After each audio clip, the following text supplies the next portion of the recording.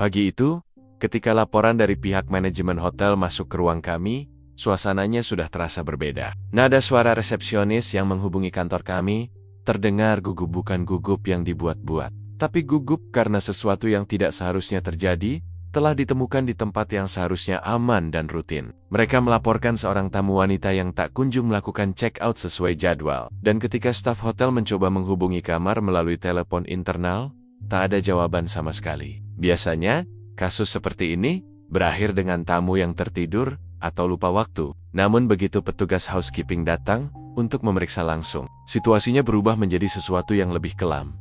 Saya masih ingat bagaimana suara manajer hotel sedikit bergetar ketika menjelaskan bahwa pintu kamar akhirnya dibuka dengan kartu master. Katanya, kamar itu gelap, tirai tertutup, dan udara di dalam terasa lebih dingin dari biasanya. Seolah AC telah dibiarkan menyala semalaman. Staf yang pertama masuk tidak berani melangkah jauh. Tetapi dari ambang pintu mereka bisa melihat bentuk tubuh seseorang di dalam, tergeletak tak bergerak di atas karpet, dekat sisi tempat tidur. Tidak ada tanda-tanda kekacauan yang terlihat dari posisi mereka berdiri. Tidak ada suara yang menandakan korban masih hidup, dan tidak ada respons ketika dipanggil. Mereka menutup kembali pintu dan menghubungi kami. Kami berangkat dalam waktu kurang dari 3 menit setelah laporan masuk. Perjalanan menuju hotel hanya berjarak beberapa blok dari kantor. Namun rasanya lebih panjang dari yang seharusnya, seperti ada sesuatu yang menunggu untuk diungkap. Begitu kami tiba, suasana lobi dipenuhi ketegangan diam-diam. Para tamu lalu lalang, tidak mengetahui bahwa di salah satu lantai mereka, sebuah kamar telah berubah menjadi lokasi kejadian perkara. Manajer hotel menunggu kami di depan lift. Wajahnya pucat, jari-jarinya meremas map berisi laporan internal. Dengan langkah cepat namun tertahan, ia membawa kami menuju lantai kamar korban. Di sepanjang lorong, aroma pembersih kamar yang biasanya menenangkan, kini justru terasa aneh. Seakan menutupi sesuatu yang lebih gelap di balik udara. Lampu-lampu koridor yang selalu terang, tampak terlalu berpendar pagi itu. Membuat bayangan di sepanjang dinding terlihat lebih panjang dari biasanya.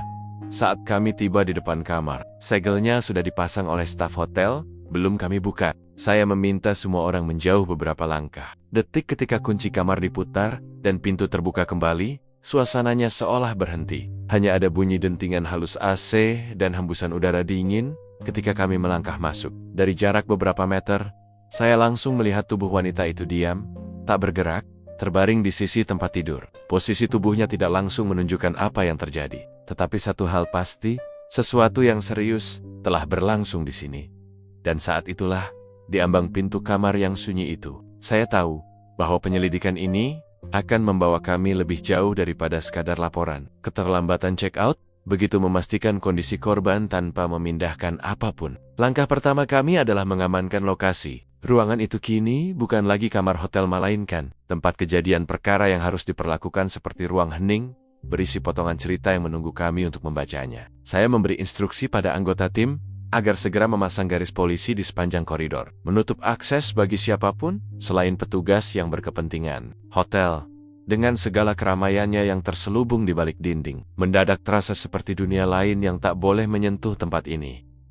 Kami mulai dari pintu. Gagangnya bersih, terlalu bersih, seolah baru dilap. Tapi dalam pekerjaan kami, terlalu bersih justru selalu berarti sesuatu. Saya meminta fotografer forensik mengambil gambar dari berbagai sudut, sebelum kami menyentuh apapun. Setiap goresan kecil di cat pintu, setiap sidik jari samar, bahkan sudut yang tampak tak penting, bisa menjadi kunci. Pencahayaan lampu koridor menambah kesan tegang. Saat kami bergerak, saat kami masuk kembali ke dalam kamar, udara dingin dari AC menusuk lebih dalam, membuat suasana semakin suram. Tirai jendela tertutup rapat, menahan cahaya matahari pagi yang harusnya sudah memenuhi ruangan. Kami selalu mulai dari area terluar, lalu bergerak masuk. Lantai dekat pintu tidak menunjukkan tanda-tanda perlawanan. Tidak ada pecahan, tidak ada benda terjatuh. Namun hal itu justru menimbulkan lebih banyak tanya. Jika ini pembunuhan, mengapa tidak ada jejak kekacauan? Tim identifikasi mulai bekerja. Satu orang bertugas menyapu ruangan dengan alat pendeteksi sidik jari. Sementara yang lain mengumpulkan foto detail setiap permukaan. Saya berdiri di sisi tempat tidur, memperhatikan tubuh korban dari kejauhan, sambil mencoba merangkai kronologi awal. Posisi tubuh itu tidak lazim untuk seseorang yang jatuh tanpa sadar. Ada sesuatu yang membuat saya yakin bahwa korban sempat bergerak atau dipindahkan. Sebelum akhirnya berada di sana, saya meminta manajemen hotel membawa seluruh rekaman CCTV dari lantai korban menginap, termasuk lorong, lift, dan pintu akses samping. Bagi kami, CCTV adalah saksi bisu yang nyaris tidak pernah berbohong. Jika seseorang masuk atau keluar kamar ini dalam beberapa jam terakhir, kameralah yang akan memberitahu. Di meja kecil dekat televisi, ada 2 gelas. Satu kosong, satu masih terisi setengah. Kondensasi di dinding gelas menunjukkan perbedaan waktu penggunaan detail kecil, yang memberikan gambaran bahwa korban tidak sendirian pada awalnya. Kartu akses kamar ditemukan di atas meja, bukan di tangan korban, atau tergeletak dekat tubuhnya. Ini juga catatan penting. Seseorang mungkin keluar dengan kartu akses lain, atau mungkin korban memang sengaja membiarkan pintu terbuka sebelumnya. Dalam kamar mandi, cermin sedikit berembun, namun bukan embun alami dari mandi air panas rasanya, seperti seseorang terburu-buru menyeka permukaannya. Di lantai kamar mandi, saya melihat bercak kecil air yang tidak sesuai pola AC, sebagai tanda seseorang sempat masuk ke ruangan basah itu sebelum pergi di luar kamar. 2 anggota kami menjaga koridor agar tidak ada tamu yang lewat mengganggu pekerjaan. Suara langkah pelan di karpet hotel dan aroma pembersih udara menciptakan ironi dengan apa yang sedang kami lakukan di balik pintu ini. Setelah memastikan ruangan sepenuhnya terdokumentasi, saya menutup buku catatan sementara dan berkata pelan pada tim, "Mulai dari sini, kita kejar waktu. Rekaman CCTV akan menjadi panduan kita. Kita cari siapa orang terakhir yang masuk kamar ini." Dan itulah awal dari penyelidikan yang akhirnya membawa kami menemukan sosok misterius dalam rekaman koridor, sosok yang kemudian menjadi pusat dari kasus ini. Setelah tempat kejadian perkara diamankan, dan setiap sudut kamar mulai dipetakan oleh tim forensik, perhatian saya beralih ke ruangan kecil di lantai bawah, hotel ruang kontrol keamanan. Di sanalah semua mata elektronik hotel berkumpul, merekam setiap langkah yang terjadi dalam gelapnya lorong dan sunyinya lift pada malam kejadian. Saya selalu menganggap ruang CCTV sebagai tempat yang unik, dingin, sunyi, namun menyimpan ribuan cerita yang tidak pernah diucapkan oleh siapapun. Operator keamanan hotel tampak gelisah ketika kami masuk. Tangannya menggulirkan timeline rekaman dengan gerakan gugup yang hampir memantul. Saya meminta ia berhenti di waktu yang kami butuhkan, pukul 22.00. Beberapa menit sebelum korban terakhir terlihat hidup, suara klik mouse terdengar, seperti detak jam yang mendadak lebih keras dari seharusnya. Layar menunjukkan koridor lantai, tempat korban menginap. Sebuah lorong panjang dengan karpet merah kusam, lampu-lampu kuning yang memantulkan bayangan panjang, dan suasana hening yang kontras dengan kenyataan bahwa malam itu, sesuatu telah terjadi di sana. Kami mempercepat rekaman hingga akhirnya, pada jam 22:14, sosok korban muncul dari lift. Wanita itu tampak tenang, memegang tas kecil di tangan kirinya, dan satu tangan lain menekan layar ponsel. Dari cara ia berjalan, tidak ada tanda-tanda kekhawatiran, ketakutan, atau kehadiran ancaman. Justru yang ada hanyalah rutinitas langkah teratur seseorang yang baru kembali ke kamarnya setelah keluar sebentar. Saat ia melewati kamera, cahaya lampu memantul di rambutnya, dan ada sedikit senyum di wajahnya, seperti seseorang yang baru menerima pesan menyenangkan. Saya memperhatikan detail kecil, pakaian yang rapi, langkah yang tidak goyah, dan tas yang tampaknya cukup berat untuk menyimpan beberapa barang pribadi. Semua ini memberi gambaran jelas mengenai kondisi terakhirnya ia pulang ke kamarnya dalam keadaan sepenuhnya sadar, sehat, dan tidak merasa sedang diikuti.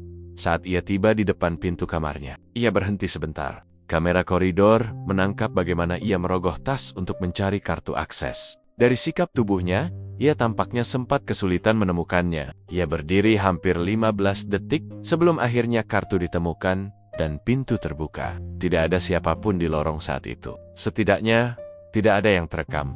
Begitu pintu menutup, koridor kembali kosong, sunyi, dan tak bergerak. Namun, inilah bagian yang membuat kami semua serius sejak awal. Dalam rekaman itu, hanya 4 menit setelah pintu kamar korban tertutup, ada perubahan kecil dalam pencahayaan di ujung lorong. Seperti bayangan seseorang yang bergerak cepat melewati area yang tidak sepenuhnya terjangkau kamera. Sangat cepat, sangat halus, tetapi cukup untuk membuat saya meminta operator mengulangnya beberapa kali. Tapi pada poin rekaman yang sedang kami tinjau saat itu, kehadiran korban di koridor tidak ada apapun yang tampak mengancam. Tidak ada suara-suara dari sensor audio, tidak ada pintu lain yang terbuka, tidak ada gerakan dari lorong samping.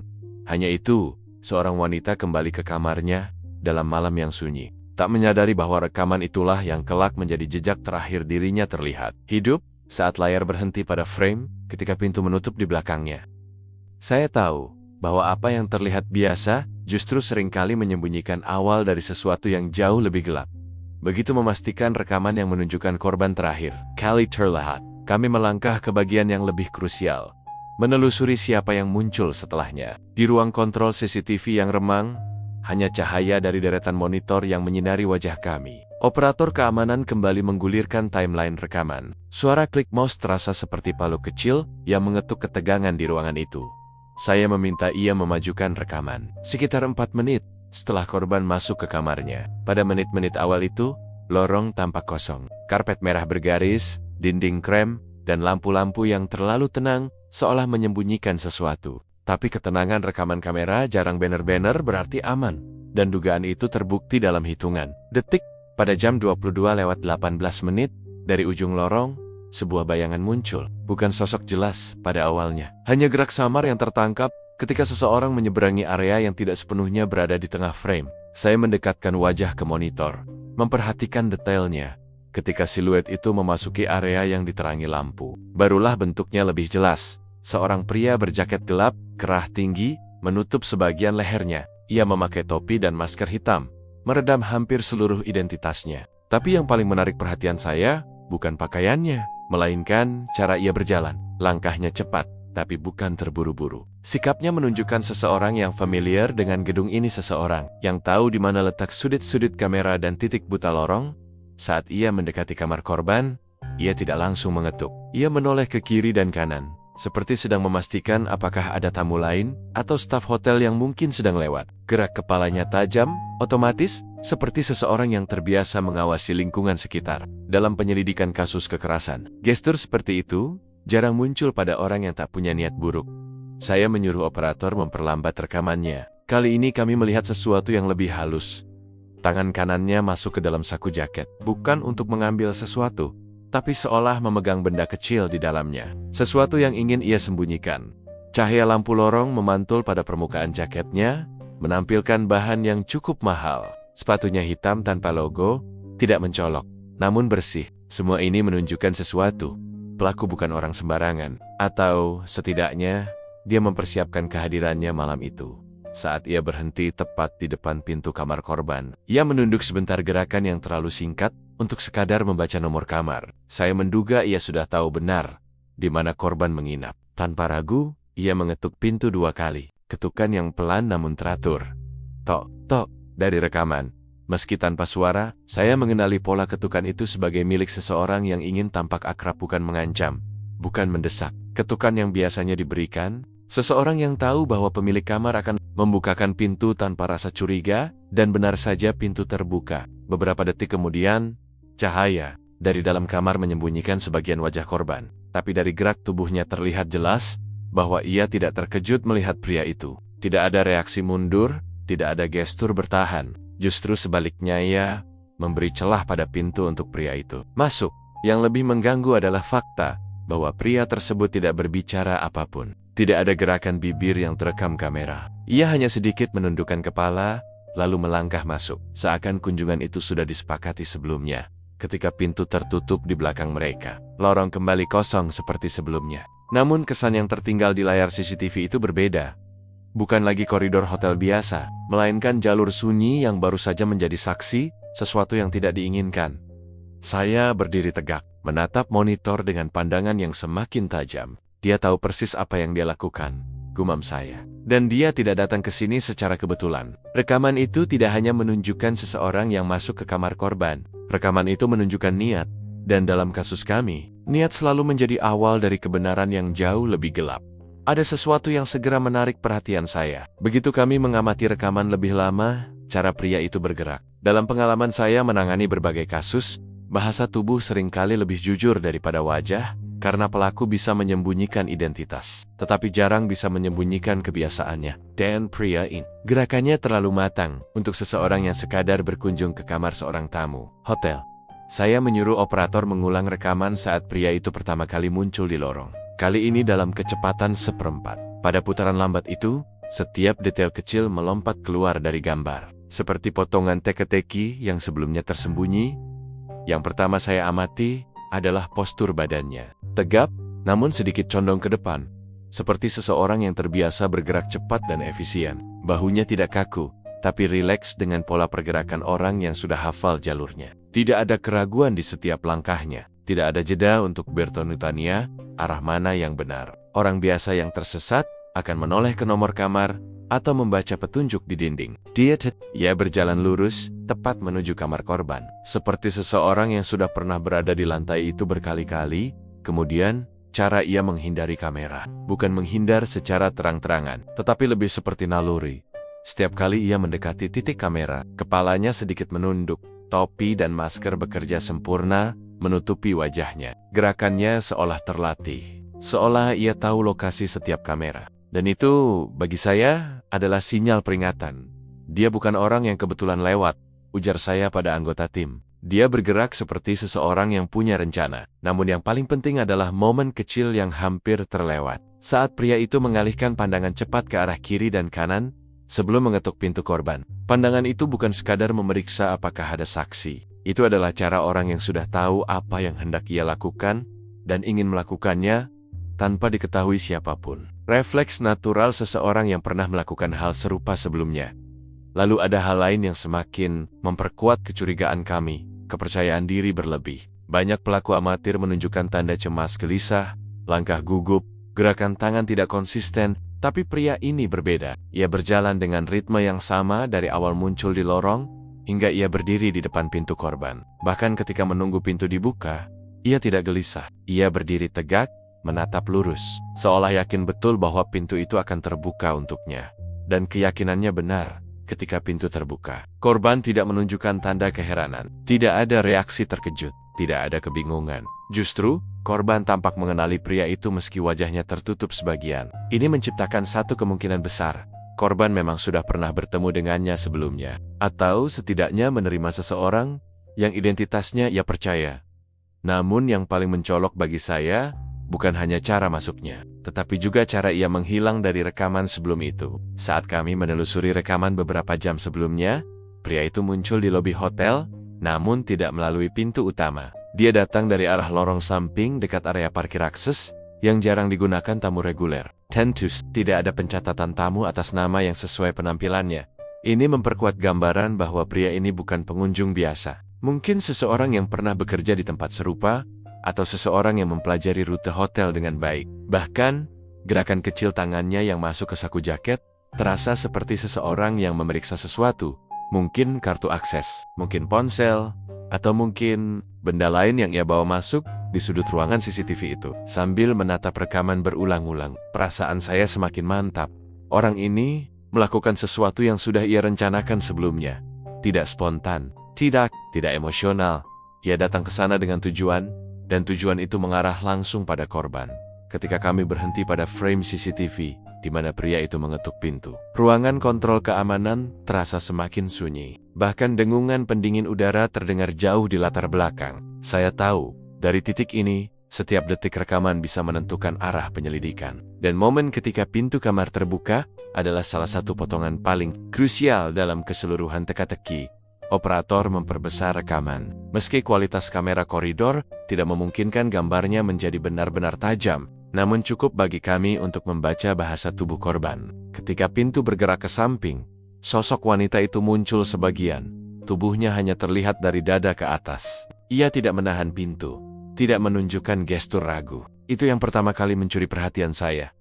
Lihat ekspresi bahunya, gumam saya pada anggota tim. Tidak ada ketegangan. Dalam banyak kasus yang pernah saya tangani, korban biasanya menunjukkan satu dari dua hal. Ketika membuka pintu untuk seseorang yang tidak mereka kenal, bahu terangkat sedikit karena antisipasi, atau tubuh condong ke belakang karena kehati-hatian. Namun, wanita ini berdiri natural. Bahunya turun lenggen santai, dan kepalanya sedikit miring. Refleks orang yang mengenali kedatangan tamunya.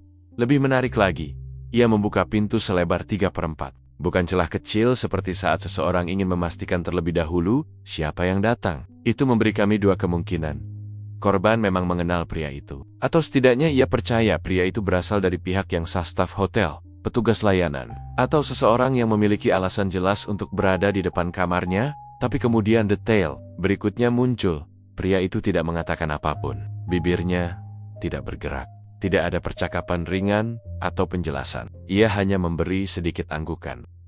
Gerakan kecil, namun penuh makna. Dan korban membalas dengan gestur mengundang. Mundur setengah langkah. Memberi ruang baginya untuk masuk, itu mempersempit kemungkinan. Korban tidak hanya mengenal pria itu, ia menerimanya. Tanpa pertanyaan, saat pintu hampir tertutup. Kamera menangkap satu detail sekilas. Tangan korban masih memegang ponselnya. Layarnya terus menyala, menandakan ia sedang membaca atau mengetik sesuatu. Bahkan saat pria itu masuk, ia tidak mematikan layar atau memindahkan ponsel ke saku. Tanda bahwa ia tidak merasa terancam. Dan kedatangan pria itu bukanlah sesuatu yang mengharuskannya fokus penuh atau kewaspadaan. Namun justru ketenangan inilah yang menambah kegelapan suasana. Dalam penyelidikan, momen-momen paling tenang seringkali menyembunyikan awal dari sesuatu yang buruk. Saya memperhatikan gestur pria itu. Ketika ia melangkah masuk, langkahnya tidak ragu. Seakan ia sudah pernah masuk kamar itu sebelumnya. Bukan langkah orang yang diundang untuk pertama kali. Ia bahkan tidak menoleh ke arah kamera di koridor saat pintu menutup, justru sedikit menundukkan kepala. Memastikan topi dan maskernya tetap menutupi wajahnya. Ketika pintu tertutup sepenuhnya, layar kembali menunjukkan lorong yang hening. Tidak ada pergerakan lain. Tidak ada tanda-tanda tamu lain lewat. Seolah hotel itu menahan napas bersamaan dengan kami di ruang CCTV. Saya bersandar pada meja, menatap rekaman yang berhenti pada frame itu. Ada satu kalimat yang muncul di kepala saya. Dan sayangnya, pengalaman menegaskan bahwa firasat ini jarang salah. Korban membukakan pintu untuk orang yang ia percaya. Namun orang itulah yang menjadi ancaman terakhir dalam hidupnya. Dan dari momen pintu tertutup itulah, misteri penyelidikan ini benar-benar dimulai.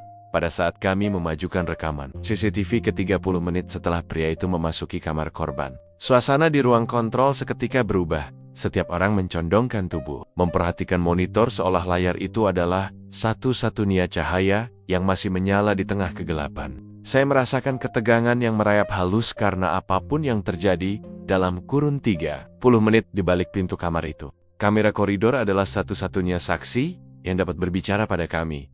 Dan rekaman pun tidak mengecewakan. Tepat pada pukul 22.49, pintu kamar bergerak sedikit, kemudian terbuka perlahan, bukan tergesa-gesa. Bukan pula hati-hati secara mencolok, tetapi dengan cara seseorang yang ingin pergi tanpa menarik perhatian. Dari celah pintu, sosok pria berjaket gelap itu muncul kembali. Kini dengan gerakan yang jauh berbeda dibanding saat ia masuk. Saya memperhatikan langkah pertamanya.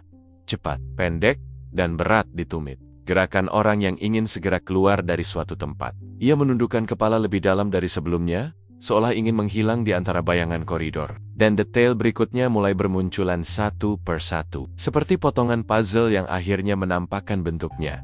Tangan pria itu kini kosong. Ketika ia masuk sebelumnya, tangannya berada di dalam saku dengan gerak yang mencurigakan. Tetapi saat keluar tidak ada benda apapun yang tampak. Kami tidak bisa memastikan apakah ia membawa sesuatu saat datang. Tapi ketiadaan barang saat keluar selalu menjadi catatan penting. Terutama dalam kasus-kasus yang menyangkut manipulasi di dalam kamar. Saya memperbesar bagian rekaman ketika pria itu menggeser pintu lebih lebar. Di momen itu, tangan kirinya tampak jelas. Dan di pergelangannya ada sesuatu yang sebelumnya tidak kami perhatikan. Sebuah tato kecil. Hanya sebatas garis hitam melingkar, bentuk abstrak atau simbol sederhana. Kamera tidak cukup tajam untuk menampilkan detail penuh, tetapi cukup jelas untuk menjadi identifikasi fisik. Saya mencatatnya secara otomatis. Dalam banyak kasus, tato adalah salah satu penanda paling sulit disembunyikan. Gerak tubuh pria itu juga berubah. Saat masuk, ia berjalan dengan percaya diri terukur. Kini ada ketegangan yang sulit disembunyikan. Pundaknya sedikit terangkat, dagunya menunduk, dan langkahnya lebih cepat namun tidak natural. Seperti seseorang yang ingin melarikan diri tanpa terlihat melarikan diri. Namun yang paling menarik perhatian saya adalah cara ia menutup pintu. Ia tidak membiarkannya tertutup sendiri, tidak pula membantingnya. Ia menahan pintu sebentar dengan telapak tangan, memastikan pintu menutup perlahan, tanpa suara. Bahkan, sampai detik akhir, ia berusaha agar tindakannya tetap bebas dari perhatian siapapun. Saya menunduk sedikit, mengambil catatan. Seseorang yang masih memikirkan kebisingan, gumam saya. Biasanya itu dilakukan oleh orang yang tidak ingin ada saksi. bukan orang yang keluar dari kunjungan biasa. Setelah pintu tertutup rapat, pria itu menengok sekilas ke arah kamera di ujung lorong. Bukan tatapan langsung, tapi sudut mata yang menangkap sesuatu yang ia tahu ada di sana. Gerakan refleks seseorang yang menyadari bahwa ia sedang direkam, tapi tidak memiliki pilihan selain melanjutkan. Ia kemudian berjalan cepat ke arah lift. Setiap langkahnya menunjukkan tekanan. Kaki sedikit lebih berat, ayunan tangan kanan tidak serileks saat ia masuk sebelumnya. Beberapa detik kemudian, pintu lift terbuka, dan ia menghilang ke dalamnya. Kamera tidak menangkap mimik wajahnya, tapi bahasa tubuhnya sudah cukup berbicara. Saya mundur dari layar, menarik napas pelan. Ini bukan kunjungan biasa, kata saya pada tim. Dia keluar dengan postur orang yang ingin meninggalkan sesuatu di belakang. Dan apa yang ia tinggalkan? Saya tidak melanjutkan kalimat itu. Tidak, semua orang di ruangan itu sudah tahu apa yang kami temukan di kamar beberapa menit sebelumnya.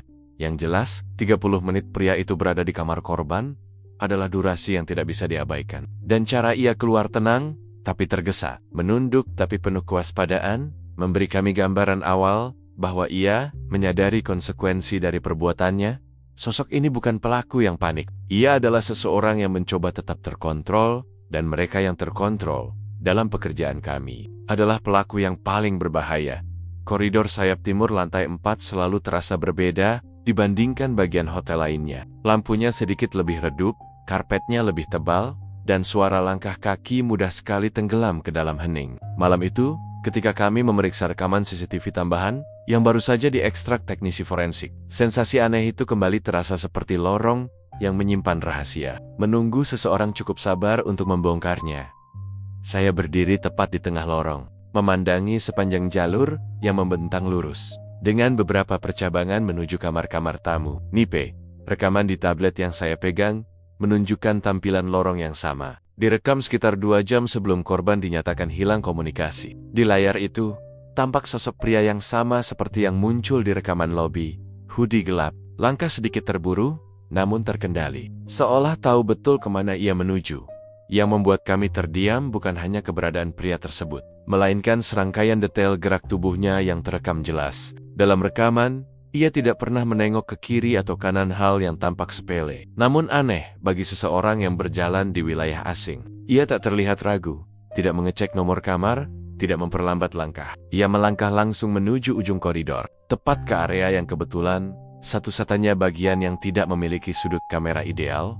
Karena posisi pilar yang menutupi sebagian jalur, saya menatap rekaman itu. Barreling kali, memperhatikan detail kecil, jemarinya yang tampak meremas sesuatu di kantong hoodie, bahunya yang selalu sedikit naik setiap beberapa langkah, seperti menahan kecemasan. Bahkan cara ia memutuskan untuk berdiri di titik buta kamera selama hampir 2 menit.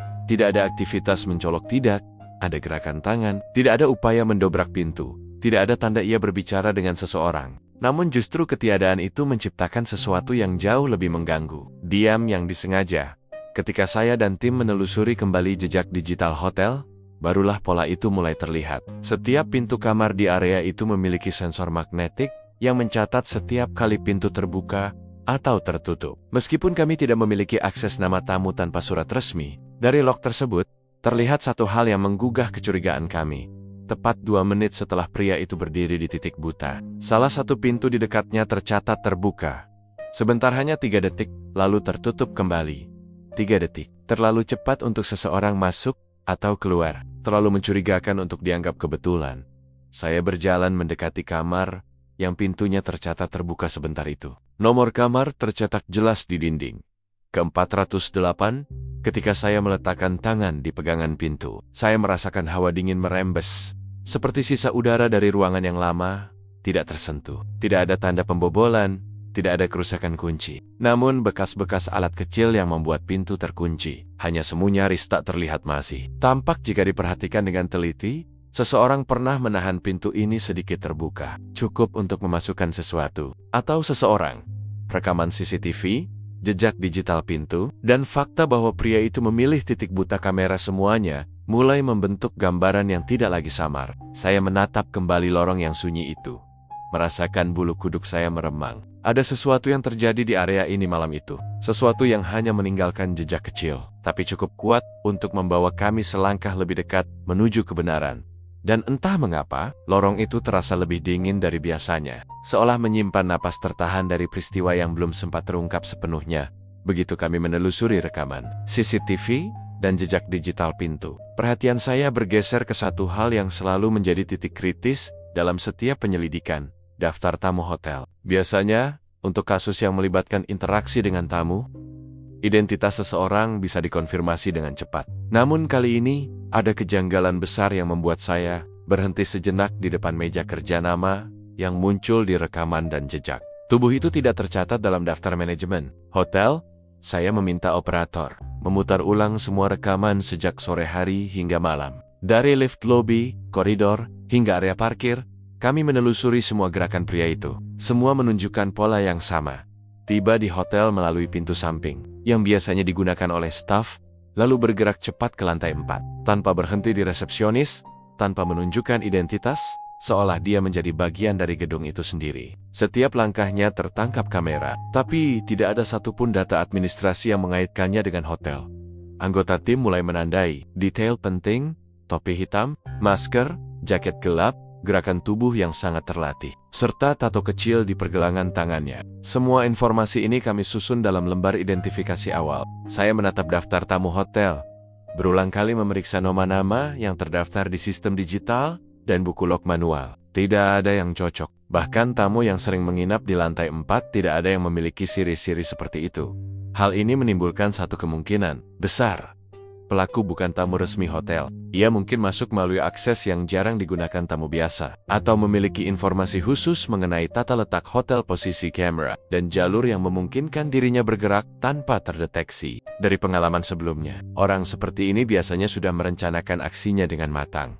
Saya memutuskan untuk menelusuri rekaman dari lobi ke seluruh area hotel, memeriksa apakah ada interaksi dengan staf atau tamu lain sebelum ia mencapai kamar korban. Dan benar saja, beberapa jam sebelumnya, pria itu terlihat berjalan di dekat lobi, berpura-pura menjadi tamu biasa, namun tidak berhenti di meja resepsionis. Kamera koridor samping menunjukkan gerakannya yang halus, tertib, dan cepat, indikasi seseorang yang terbiasa mengamati lingkungan dan tahu persis titik-titik aman yang bisa dilewati. Analisis ini menegaskan satu hal yang penting bagi penyelidikan kami: korban kemungkinan tidak diikuti oleh tamu lain yang terdaftar, melainkan oleh seseorang yang telah mempelajari rutinitas hotel, mengetahui jadwal staf, dan memahami area yang kurang terpantau. Ini membuat kasus menjadi lebih kompleks. Kami tidak hanya mencari seorang pelaku, tetapi seseorang yang berpengalaman dan terencana. Sambil mencatat semua hal ini, saya menatap kembali monitor yang menampilkan lorong sunyi tempat pria itu muncul. Ada perasaan aneh yang membayangi. Lorong itu tampak biasa, tapi jejaknya meninggalkan rasa ketegangan yang menempel, jejak dari seseorang yang tahu persis apa yang ia lakukan dan bagaimana menghilang dari daftar resmi. Dan disinilah kami mulai menyadari, untuk mengungkap pelaku, kami tidak bisa hanya mengandalkan daftar tamu atau dokumen resmi. Kami harus menyatukan setiap detil kecil dari rekaman, pola gerak, dan jejak digital. Karena pria ini, dengan semua kepandaiannya menyembunyikan identitas, adalah satu-satunya orang yang terlihat terakhir bersama korban, dan hanya dia yang tahu apa yang terjadi di kamar itu. Rekaman CCTV dari lobi hotel menjadi titik awal yang paling krusial. Saat kami memutar ulang rekaman tersebut, suasana ruang kontrol seketika menjadi hening. Cahaya dari monitor menyorot wajah tegang tim, sementara suara klik mouse dan deru pendingin udara terasa menegangkan. Di layar, terlihat pria yang sama, berjaket gelap, topi menutupi sebagian wajah, masker menutupi hidung dan mulut seolah satu-satunya identitasnya hanyalah gerak tubuh yang terukur. Kami memperbesar frame demi frame, menganalisis setiap gerakan. Dari cara ia melangkah di lobi, terlihat jelas bahwa ia tidak bergerak seperti tamu biasa, tidak menoleh ke arah resepsionis, tidak menatap daftar tamu yang biasa dipajang di meja check-in, hanya berjalan lurus menuju lift service. Dalam catatan saya, ini adalah pola khas orang yang mengetahui tata letak hotel, bergerak cepat, efisien, dan minim interaksi. Yang paling mencolok adalah tato kecil di pergelangan tangannya, yang sempat terekam sekilas ketika ia menunduk. Tidak banyak detail yang terlihat, tapi cukup bagi kami untuk menjadikannya identifikasi fisik awal. Tato itu bukan sekadar hiasan dalam konteks investigasi, ia bisa menjadi petunjuk identitas, terutama jika dicocokkan dengan database catatan kriminal atau catatan tato yang pernah direkam sebelumnya oleh pihak kepolisian. Saya mencatat posisi, ukuran, dan bentuknya seakurat mungkin. Menandainya sebagai bukti kunci, rekaman lobi juga menyingkap pola lain yang tidak kalah penting. Beberapa jam sebelum menuju kamar korban, pria itu terlihat mengamati arus tamu dan staf hotel dari jarak aman. Berjalan di lorong samping dan menunggu lift. Ia tidak terburu-buru, tidak panik. Semuanya menunjukkan kesadaran tinggi terhadap lingkungan dan kontrol penuh terhadap gerakannya. Sambil mencatat setiap detail, kami juga menelusuri timeline dari saat korban masuk ke kamar hingga pria itu keluar. Setiap menit dianalisis. Kapan pintu terbuka, kapan gerakan terlihat di koridor, hingga waktu yang diperlukan untuk pergi tanpa meninggalkan jejak jelas. Timeline ini akan menjadi panduan utama dalam memprediksi kemungkinan lokasi pria itu. Selanjutnya dan langkah-langkah investigasi berikutnya, dari analisis itu, satu kesimpulan menjadi jelas. Pria ini adalah tamu terakhir yang melihat korban hidup, dan segala jejak yang ia tinggalkan dari langkah-langkahnya, gerak tubuh, hingga tato adalah satu-satunya titik awal kami untuk menemukan identitasnya. Tanpa rekaman ini, kasus ini akan lebih sulit dipecahkan, karena tidak ada catatan resmi yang mengaitkan pelaku dengan hotel. Di ruang kontrol, saya menatap tim dengan tatapan serius. Inilah titik awal kita, kata saya. Semua analisis kita, semua jejak yang kita temukan di koridor, lorong, dan lobi, semuanya harus dikaitkan. Orang ini bukan sembarang tamu, dan dia tahu persis apa yang ia lakukan. Segala bukti dari rekaman ini akan menjadi panduan kita untuk memburu pelaku. Begitu kami menyusun timeline dan bukti identifikasi, langkah selanjutnya jelas, mengumpulkan semua data tambahan rekaman parkir, absensi staf, database tato, dan saksi potensial untuk menutup ruang gerak pelaku. Inilah momen kritis, di mana penyelidikan berubah dari analisis pasif menjadi perburuan aktif. Sosok yang terekam sebagai tamu terakhir, korban hidup, kini bukan hanya sekadar bayangan di layar, tetapi fokus utama misi kami dan dari titik inilah, kebenaran perlahan akan mulai terungkap.